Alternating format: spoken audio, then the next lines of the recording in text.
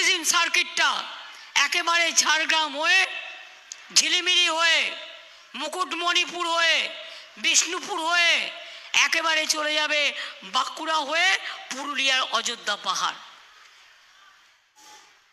কত কাজ হবে। আমার দেখে ভালো লাগলো ঝাড়গ্রামে বড় বড় দোকান হচ্ছে। আমি সেলফ হেল্প গ্রুপ মেয়েদের জন্য ছোটেন লামা শুনে রাখো, এবং সিএসকেও বলছি, তুমি এখন থাকবে, যারা ভাবছে চলে যাবে ভুল করছে।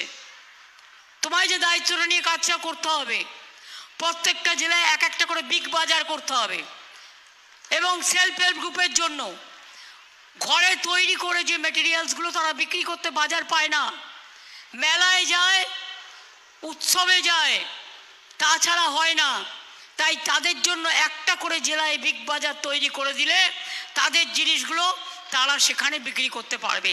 এটা আমরা করে দেব।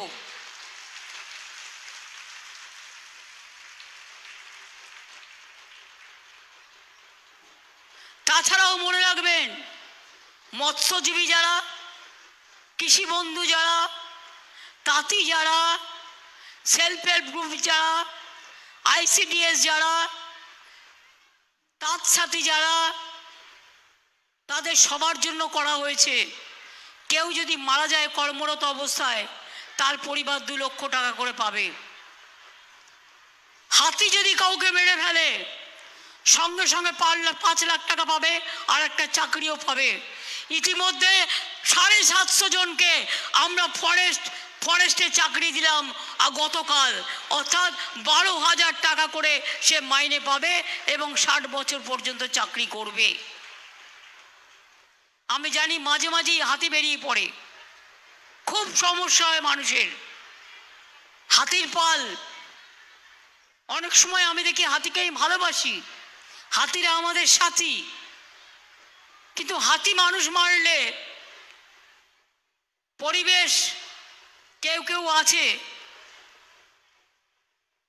তাদের কানে যায় না ওদের কান্না, কিন্তু মানুষ যদি ভুল করে একটা হাতির গায়ে হাত দিয়ে ফেলে, শোরগোল তৈরি হয়ে যায়। আমি বলি হাতিও প্রাণে বাঁচুক, মানুষও প্রাণে বাঁচুক। হাতির সংখ্যা বৃদ্ধি পাচ্ছে, এটা নিয়ে পরে আমাদের আলোচনা করতে হবে, যাতে তারা বন থেকে বেরোতে না পারে, বনের ফেন্সিংটা ভালো করে করা হয়। আমাদের সমস্যা হচ্ছে ঝাড়খণ্ড থেকে হাতি চলে আসে, আমাদের সমস্যা হচ্ছে নেপাল থেকে চলে আসে।